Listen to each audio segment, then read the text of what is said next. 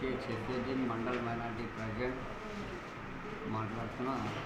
రాష్ట్ర ప్రభుత్వము ఇక్కడ మైనార్టీస్ వెనుకబడిన ఉన్నారని గుర్తించి ఈరోజు మైనార్టీస్ పిల్లల గురించి చాలా వెనుకబడి ఉన్నారని ఎన్ఎస్జిపి ప్రోగ్రాం కింద స్కూల్స్ అడిషనల్ క్లాస్ రూమ్స్ కానీ మరియు పిల్లలకు సైకిల్స్ కానీ మరియు అట్లనే టైలరింగ్ సెంటర్ పెట్టడం జరిగింది.